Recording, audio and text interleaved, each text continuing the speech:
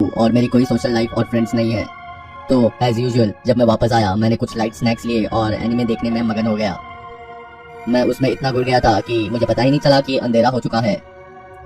मैं एनिमे देखते हुए काफी बोर हो गया था, तो मैंने कुछ डिफरेंट देखने का डिसाइड किया।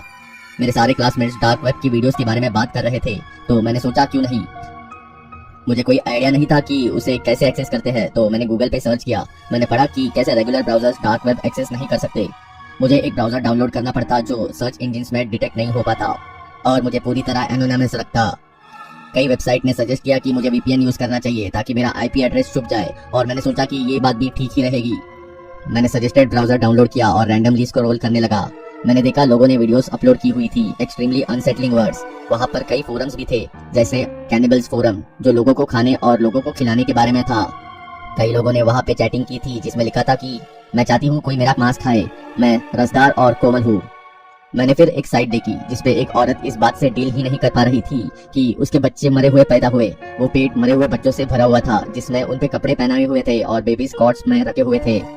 मैंने और खोजना शुरू किया। मेरी जिज्ञासा बढ़ती जा रही थी। गंदी वीडियोस और इमेजेस मेरे आंखों के आगे चल रही थी। मैंने तब रियलाइज किया कि वहाँ तो सच में बच्चों के साथ रेप और टॉर्चर हो रहा था, और वो डार्क वेब में सब जगह था।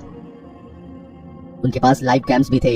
ये सब कुछ मेरे लिए बहुत ज्यादा हो गया था। मैं उसी समय बंद करना चाहता था, पर मैं बिना सोचे समझे स्क्रॉल करता चला गया। मैंने कुछ ग्रुप्स की लाइव चैट्स देखी जिनके टाइटल्स थे midnight stalking, the mod, live gore. मुझे विश्वास नहीं हो रहा था कि ये सच में रियल थे। मैं क्यूरियस हो गया था, तो मैंने एक पे क्लिक किया। वो लिंक मुझे एक पेज पे ले गया जहाँ बहुत सारे मैसेजेस और स्ट्रीम लिंक्स थे। मैंने एक लिंक पे क्लिक कर दिया। लाइव स्ट्रीम खुल गई। वो एक डार्क रूम था जहाँ पे एक आदमी चेयर पे बंधा हुआ था। चेयर के साथ में एक टेबल था, उसके ऊपर बहुत चीजें पड़ी थी, वेपन्स और टूल्स जैसे हथौड़े और आरिया। मुझे नहीं पता था वहाँ क्या हो रहा है कि तभी एक आदमी मास्क पहने आया। वो वैसा मास्क था जो डॉक्टर्स ने प्लेग के टाइम पे पहना था, जिसकी लंबी चोंच थी जैसे कोई कौवा हो। उसने अपने हाथ में एक खून से भरा चाकू पकड़ा हुआ था। मैंने फिर ध्यान से देखा, जो आदमी बंधा हुआ था उसे चोट लगी थी। उसकी कलाइयों में से खून बह रहा था, टप टप करके, जैसे उसके हाथ में कोई खून का समुंदर हो। क्या मैं इसे खत्म कर दूं? उस आदमी ने अजीब सी आवाज में कहा। ऐसा लग रहा था कि वो अपनी आवाज भारी करने के लिए वॉइस चेंजर यूज कर रहा है। क्या ये कोई स्टेज शो है? मैंने सोचा। मैंने कमेंट सेक्शन में देखा, सब लोग उसे कह रहे थे कि खत्म कर दो इसे। वहाँ पे कुछ कमेंट्स तो काफी निर्दय थे, जैसे कि इसके सर में गोली मार दो, इसे उबलते हुए पानी में डाल दो।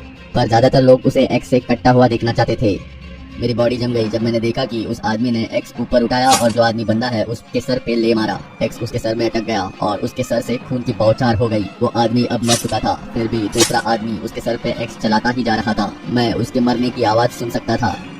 मुझे उसकी चमड़ी कटने की आवाज भी आ रही थी जब एक्स से वो कट रहा था। जमीन पे खून खून हो गया था। वो आदमी वहीं नहीं रुका, वो नीचे गया और उसके पेट को काटने लगा। वो इतनी तेज धार थी कि एक झटके में उसके सारे ऑर्गन्स निकल गए। मैंने एक्चुअली उसकी आंतड़ियों को निकलते देखा। मैं वहीं जम चुका था और एक उंगली भी नहीं हिला पा रहा था। मैंने तभी रियलाइज किया कि मैंने अभी अभी एक आदमी को मरते हुए देखा है। मुझे और देखा नहीं गया और मैंने स्ट्रीम बंद कर दी। मुझे सोचकर रिग्रेट हुआ कि मैंने उस पर क्लिक किया।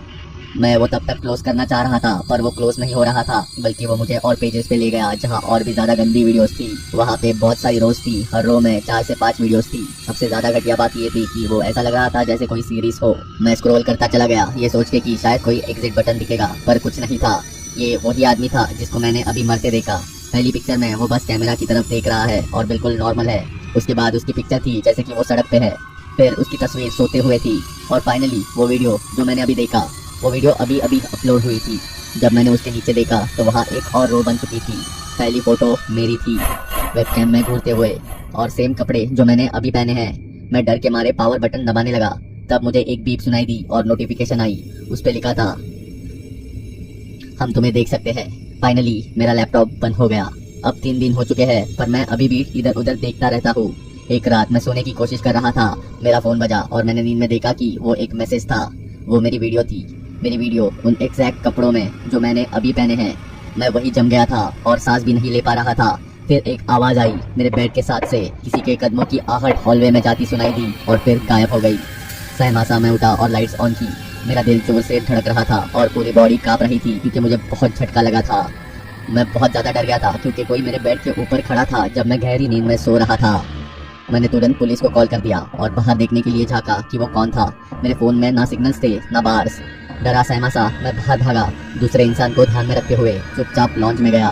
मैंने चुपचाप फोन उठाया पर कुछ नहीं हुआ, फोन डेड था, वायर काट दी गई थी। कौन हो सकता है, मैंने अपने आप से पूछा। सबसे अच्छी चीज तो वही हो सकती थी कि घर से बाहर मदद के लिए भागूं, जो मैंने तुरंत की। मैं बहुत डर गया जब मैंने देखा वहाँ पर रेगुलर लॉक की जगह पैडलॉक लगा हुआ है। मैंने ये अपनी जिंदगी में पहले कभी नहीं देखा था।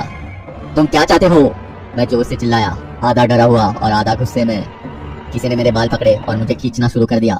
मैं दर्द में चिल्लाया और उसे कहा कि मुझे जाने दो। वो एक विशाल आदमी था और मैं पतला और कमजोर, कोई चांस ही नहीं था। वो मुझे बेसमेंट की तरफ खींचता हुआ लेके गया। ऐसा लगा जैसे मेरी बॉडी की सारी हड्डियां टूट गई है। उसने मुझे जमीन पे पटका और मेरे माथे पे बहुत चोट लगी। मुझे सब कुछ दिखना बंद हो गया। मुझे लगा जैसे वो मुझे बांध रहा है। मेरे हाथ, पैर और टांगे बांधी हुई थी। मैंने बेहोशी में अपनी आंखें खोली और देखा कि वो वीडियो कैमरा सेट कर रहा है और बेसमेंट की सारी लाइट्स ऑन कर दी है। तब मुझे पता चला कि वो कौन है। वो एक डार्क वेब वीडियो थी जो वो शूट करने वाला था। मुझे जाने दो प्लीज, उसने मुझे बात खत्म करनी नहीं दी और मेरे मुंह पे एक थप्पड़ मार दिया। वो गया और वॉशिंग मशीन के साथ बड़ी ईंट उठा लाया और पूरे जोर से मेरे पैर पर मारी। जो मुशी और मीठी साउंड उससे आई वो बहुत डरावनी थी। हड्डियां बहुत जोर से टूटी। मैं बहुत जोर से चिल्लाया। मुझे चिल्लाने से रोकने के लिए उसने मेरे गले पे मारा। सांस लेना बहुत मुश्किल हो रहा था। उसने कैमरा एडजस्ट किया और धीरे धीरे मेरा पेट काटने लगा। गर्म खून से मेरी शर्ट गीली हो गई थी और मैं बस चिल्लाता ही रहा। वो पागल की तरह हंसता हुआ मेरे बाजू काटने लगा। वो काटता ही चला गया और मुझे अपनी हड्डी पे चाकू की रगड़ महसूस हो रही थी। मुझे सुनाई दे रहा था वो बहुत सारा खून था। फिर वो उठा और मेरे चेहरे पे मारना शुरू हुआ और मारता ही गया जब तक मैं आधा मरा नहीं हो गया। वो चाकू लेके मेरे गले की तरफ आया, मेरा गला काटने के लिए। ऊपर से तेज आवाज आ रही थी और दो पुलिस ऑफिसर्स गन्स के साथ आए और उस घुसपैठिए को पकड़ लिया। मेरे पड़ोसियों को मेरे घर से अजीब आवाजें आ रही थी और उन्होंने हेल्प बुलाई। मैं उस समय सांस भी नहीं ले पा रहा था और अंधेरा छाने लगा। मैं एक हॉस्पिटल में उठा। पता लगा कि वो घुसपैठिया एक साइको किलर था और उसे पुलिस ढूंढ रही थी। मैं ही एक विक्टिम था जो उसके चंगुल से निकल पाया, वरना शायद मैं भी डार्क वेब में मरा हुआ मिलता।